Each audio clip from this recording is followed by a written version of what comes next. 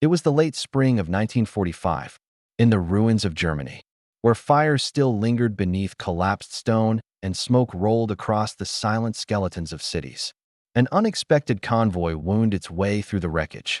American trucks, olive drab, scarred from months of war, rolled slowly past the blackened facades of once proud towns.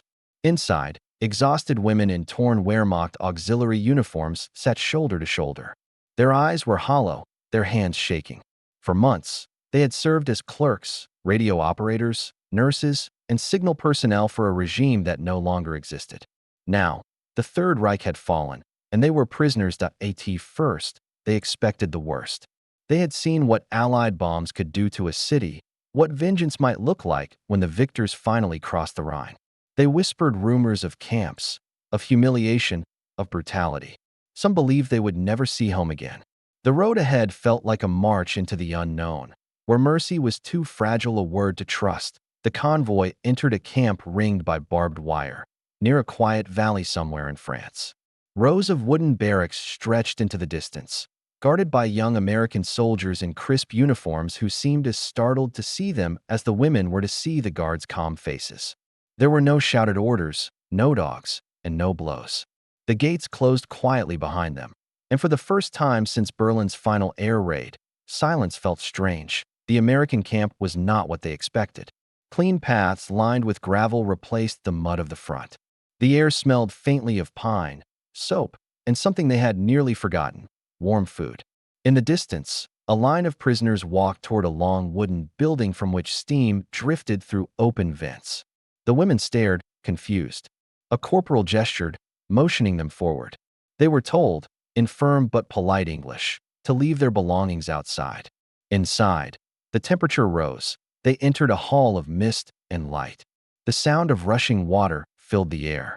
Rows of metal pipes lined the walls, each ending in a showerhead. Beneath the flickering lamps, the women froze. For years, the word shower had taken on a sinister echo in occupied Europe. But here, there were no screams, no smoke, and no fear. Only the unmistakable scent of soap. American soap, sharp, clean, almost sweet. A sergeant handed each of them a small bar wrapped in paper and a towel. One of the women burst into tears without understanding why. Many hadn't bathed properly in months. The front lines had been mud, blood, and exhaustion. There was never enough water, never enough time. Some had washed in melted snow or muddy ditches, scrubbing with rags while artillery thundered in the distance. But now, warm water poured over them in steady, generous streams. The sensation of heat against their skin felt unreal, like waking from a nightmare. Dirt and ash swirled down the drains, carrying away months of fear and grime. For the first time in years, they felt human again. Outside the showers, American nurses handed out clean undergarments, soap tins, and simple cotton dresses. Their efficiency stunned the new arrivals. Everything was cataloged, distributed, and explained with detached precision. The women could not tell whether this kindness was genuine or simply procedural, but either way, it felt like a kind of salvation. One nurse, seeing a young German clerk trembling with confusion, simply smiled and said, "Everyone gets a clean start here." When they were led to the mess hall, another shock awaited. Rows of long tables filled the room, the air rich with the smell of meat, potatoes, and coffee. Coffee, real coffee. For months, the German soldiers had lived on watery substitutes made from roasted acorns. Now, steaming cups were set before them. The women hesitated, unsure if it was a test.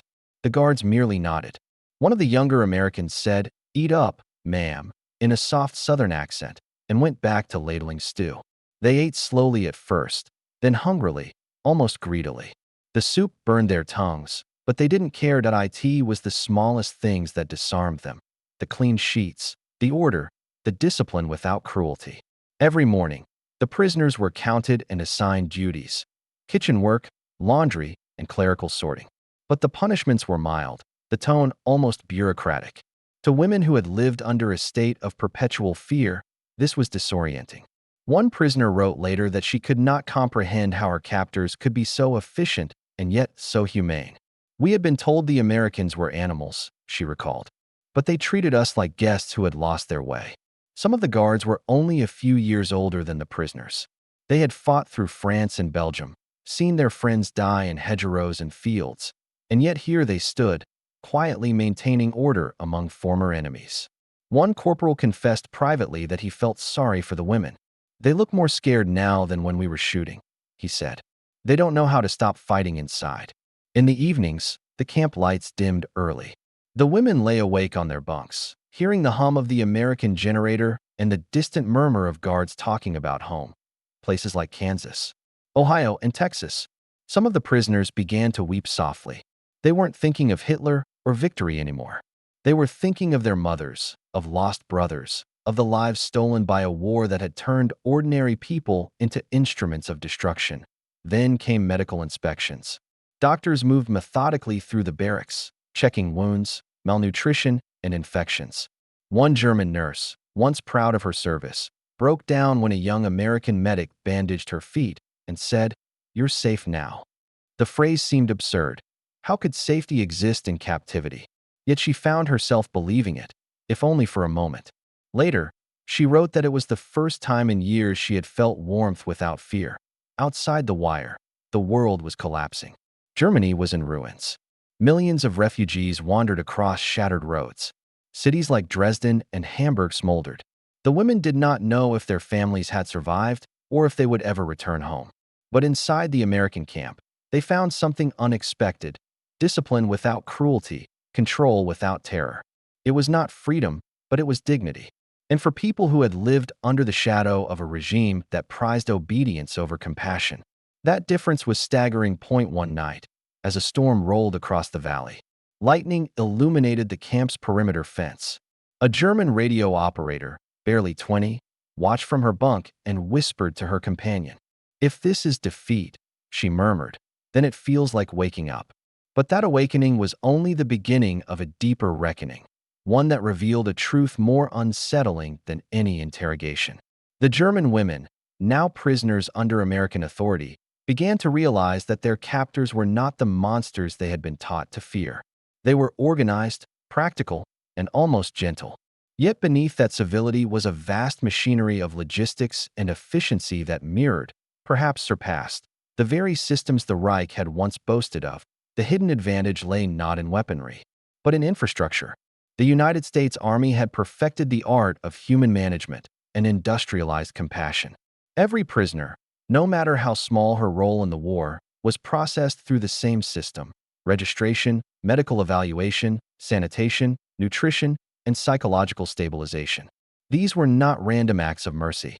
They were deliberate, engineered measures designed to maintain order and morale within the vast Allied occupation apparatus. At the core of it was the U.S. Army Civil Affairs Division, a bureaucratic marvel that had planned for occupation long before the final German surrender.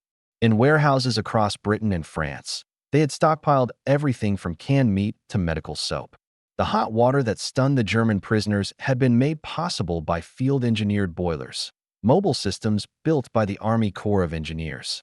Some were modified from portable decontamination units originally designed to cleanse chemical attack victims. Their redesign had been the work of men like Lieutenant Colonel George P. Hayes and his engineering teams, who believed morale and hygiene were inseparable in rebuilding a conquered land. To the German women, this efficiency felt alien. Their own experience with military logistics had been scarcity, desperation, and improvisation. When Allied bombers destroyed transport lines, even the Wehrmacht's hospitals ran out of soap and bandages. Nurses sterilized scalpels in boiling water over campfires. Clerks worked by candlelight, recording the dead on scraps of paper. Now, they watched Americans in pressed uniforms manage entire camps with clipboards and loudspeakers, turning chaos into order with chilling smoothness. In the kitchens, immense steel vats boiled constantly. Each could serve hundreds of prisoners. The Americans used recipes standardized by the Quartermaster Corps, nutrient-balanced, measured to the ounce. The Germans, accustomed to watery soup and stale bread, began to gain weight within weeks. Medical officers noted the difference in muscle tone, morale, and posture. Some of the women began to smile again. Others looked away, ashamed that kindness could feel so humiliating. The cultural contrast deepened during interrogations. American officers did not shout. They asked questions with patience and precision, taking notes as if conducting a seminar rather than an inquest. When the women hesitated, the officers waited. Information was extracted not through fear, but through calm authority. Later, one German telegrapher wrote in disbelief, "They treated us like we had something to teach them." But behind the soft voice of the interrogator lay a vast intelligence machine. Every camp generated reports that fed into SHAEF headquarters, Supreme Headquarters Allied Expeditionary Force. These documents cross-reference details about troop movements, communications networks, and industrial capacity. The women, often unaware of the value of what they knew, became nodes in a sprawling web of post-war intelligence. Their recollections, filed in triplicate and shipped to Washington, became part of the groundwork for the emerging Cold War. The technical backbone of these camps extended beyond paperwork. Each facility was wired for power, communications, and sanitation. American engineers installed generators, filtration systems, and even makeshift radio towers. Trucks arrived daily with supplies tracked by requisition code. The Germans, used to the crumbling infrastructure of a dying Reich, marveled at the reliability. Even soap distribution followed schedule.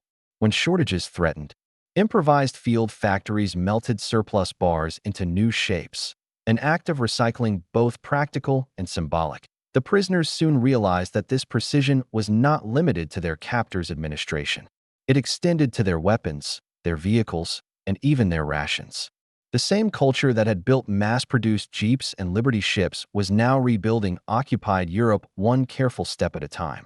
Engineers from Ford, General Electric, and Westinghouse had designed portable power units that could electrify an entire camp in hours. The women had never seen such coordination between soldiers and machines. The Reich had promised technological supremacy. The Americans had quietly delivered it. One night, a group of captured German auxiliaries gathered in their barrack, whispering about the strange humanity of their enemy. "They fight like machines," one said, "but they treat us like people." Another replied, "Maybe that's why they won." For the first time, they understood that war was not just fought with guns and tanks, but with logistics, planning, and psychology. In early June 1945, a Red Cross delegation inspected the camp. The German women braced for another round of humiliation, but instead, they watched the Americans open every ledger, every kitchen, and every infirmary for scrutiny. The visitors nodded, impressed. The camp met or exceeded Geneva Convention standards. Rumors spread among the prisoners that they were being treated better than some displaced civilians in their own country. The irony was not lost on them. The camp's most remarkable feature was its bathhouse. What had begun as a temporary decontamination unit now functioned as a model hygiene center. It was kept running by a team of electricians and plumbers from the 306th Engineer Battalion, supervised by Sergeant Robert Vance, a former Chicago factory technician. He once explained to a curious prisoner how the system worked. Steam-driven pumps fed water through copper coils into holding tanks, maintaining a consistent temperature of 43 degrees Celsius. "It's simple," he said, "but if you get it wrong, nobody sleeps easy." The women nodded, bewildered that someone would speak of plumbing as a moral duty. Soon, the hot baths became more than hygiene. They became ritual. Each time the women stepped beneath the steam, they shed a layer of their old identity, the uniformed servants of a lost cause. When they looked at their reflections in the fogged mirrors, they no longer saw the propaganda portraits of the Reich's disciplined womanhood. They saw fatigue, confusion, and something like relief. Still, not everyone accepted the transformation. Some whispered that it was all a facade, that the Americans wanted to re-educate them through comfort. Others clung to the fading pride of uniform and service. Yet even they could not deny the reality of food, warmth, and cleanliness. Ideology dissolved in steam and soap. In late summer, a group of prisoners volunteered to assist the camp's nurses. They learned how to clean wounds, sterilize instruments, and organize medical logs. For the Americans, it was pragmatic. For the women, it was redemption. Working side by side with those they had once called enemies blurred the lines between victor and vanquished. By September, the camp's rhythm had stabilized. Letters began arriving from Germany, telling of starvation, looting, and despair. The women compared these stories to their own strange safety behind barbed wire. Guilt settled in. Why should they, the defeated, live better than their liberated countrymen? The paradox deepened with every hot bath, every bowl of stew. Their world had inverted. The conquerors were civil. The victims were cared for. And yet, none of it erased the truth that they were prisoners of war, their futures uncertain, their identities broken. What none of them yet understood was that this American kindness was more than compassion. It was strategy, a moral weapon designed to shape the post-war world, to prove that democracy could conquer not only armies but also hearts. And soon, that strategy would extend far beyond the barbed wire, reaching into the rebuilding of an entire nation. When autumn descended over the camp, the mornings came with a silver mist that clung to the fences. The war was over, but its echoes lingered in the minds of those who had lived through it. The German women, once fragments of the Reich's mighty machine, were now witnesses to something they could neither fully understand nor dismiss: the quiet power of decency. The Americans did not conquer through cruelty.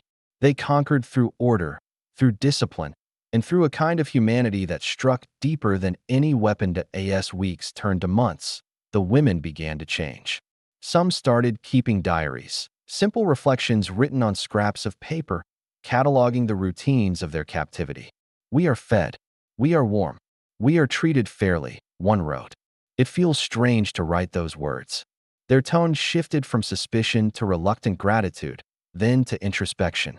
The same women who once chanted Sieg Heil in training halls now swept American kitchens and folded laundry while humming tunes from home. The shock was not that they had been defeated. It was that their enemies treated them better than their leaders ever had. Behind this transformation was an unspoken policy, an American belief that treatment shaped ideology. If these women could return home carrying stories of fairness rather than vengeance, they would become living instruments of re-education. To the Allied command, compassion was not weakness, it was strategy. The Army's psychological warfare division understood that rebuilding Germany's spirit required more than punishment. It required contrast. Let them see what a moral victor looked like, and the myth of the thousand-year Reich would crumble faster than any bunker. This philosophy extended through every part of the camp. The nurses and guards who once viewed the prisoners with contempt found themselves sharing cigarettes and conversation. A young guard from Pennsylvania confessed that he'd grown up fearing the Nazi woman as some iron-hearted fanatic. Now, he said, they looked just like his sisters. The walls between victor and vanquished began to blur, not through speeches or orders, but through daily gestures: a hot meal, a clean bed, a quiet good night. The American command carefully documented the results. Reports noted improved morale, cooperative labor, and positive adjustment to captivity. But these statistics hid something more profound: the psychological inversion taking place within the prisoners. They were being disarmed not by guns, but by decency. Many began to question everything they had believed: the propaganda that promised glory, the discipline that demanded cruelty, and the leaders who preached racial superiority. How could a lesser people create such order without hatred? Still, not all accepted it easily. A few hardliners clung to the idea that this civility was a performance, a way to mock them. "They want us to feel small," one former Luftwaffe secretary insisted. But even she could not resist the pull of comfort: the smell of coffee in the mornings, the freedom from fear. The Reich had demanded loyalty through terror. The Americans inspired obedience through trust. Beyond the barbed wire, the world was already reshaping itself. The Nuremberg trials loomed on the horizon. Cities across Germany were reduced to shadows of stone. Millions wandered displaced, scavenging for food. When the women received letters from home, they read of hunger, of cold winters without coal, of families living in cellars. Inside the American camp, by comparison, they had warmth, routine, and enough to eat.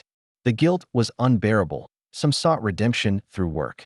They volunteered to help rebuild destroyed villages nearby, escorted by guards who carried rifles but rarely raised them. The sight was surreal. German women in American-issued overalls clearing rubble from streets their own bombers had once walked through in triumph. They repaired bridges, cleaned hospitals, and cared for orphaned children. For many, it was their first glimpse of a Germany without swastikas or slogans. In those moments, a strange partnership emerged. The conquerors had become protectors. The prisoners had become helpers. Together, they laid the first stones of what would later be called Reconstruction. Every repaired bridge, every reopened school, and every cleaned street whispered a truth that propaganda had buried. Humanity could rebuild faster than ideology could destroy WWII winter. Some of the women were released to civilian authorities. They stepped through the camp gates wrapped in donated coats, carrying small parcels of food and soap, symbols of a civilization that had defeated them without annihilating them. The guards shook their hands as they left. "Good luck, Fräulein," one said. "Make something better out there." The words lingered longer than any order they had ever received. Those who returned home found cities of ash and silence. They found fathers missing, brothers dead, and children begging in ruins. Yet when they told of the American camps, of the hot water, the clean clothes, the fairness, they were met with disbelief. Some called them liars. Others wept quietly, wondering how their enemies had managed to remain human while Germany had lost its soul. In the years that followed, historians and psychologists studied these stories. They found that such treatment had lasting effects. Prisoners who experienced decency were less likely to cling to Nazism and more willing to engage in reconstruction. For the American planners, it was a vindication. Kindness could be a weapon sharper than any sword. But the women's memories were not without conflict. Many felt haunted by the paradox of gratitude toward those who had defeated them. Some married former guards. Others dedicated their lives to humanitarian work. Decades later, one former prisoner, interviewed by a German newspaper, said, "The Americans washed us not only with water, but with conscience. I came out of that camp cleaner than when I went in." This quiet revolution within captivity fed directly into the post-war order. When the U.S. launched the Marshall Plan, the same principles guided it: rebuild through respect, lead through stability, and never let despair breed extremism again. The hot baths and soap of 1945 became metaphors for something larger: the cleansing of Europe's moral wounds through structure and compassion. Modern military strategists still study these camps as examples of soft power in its earliest form. They demonstrated that moral authority could coexist with overwhelming force, that a nation could dominate without dehumanizing. In later decades, these lessons echoed in American operations across the world, from Korea to Iraq, when the peace as decisively as the war. For the German women who once stood trembling under the steam of those first showers, the memory never faded. Some would later describe the moment the warm water hit their skin as the instant the war finally ended for them, not with surrender or gunfire, but with the realization that their enemy had chosen mercy. As night settled over the valley one last time, the camp lights flickered, their glow cutting faintly through the fog. Inside the barracks, silence reigned. In that silence lay a fragile truth born from ashes: that civilization is not measured by victory, but by restraint, not by domination, but by dignity. And as the world rebuilt itself from ruin, those who had once served tyranny carried with them the memory of soap, steam, and an unexpected kindness, proof that in the aftermath of horror, the simplest human gesture could become the foundation of peace.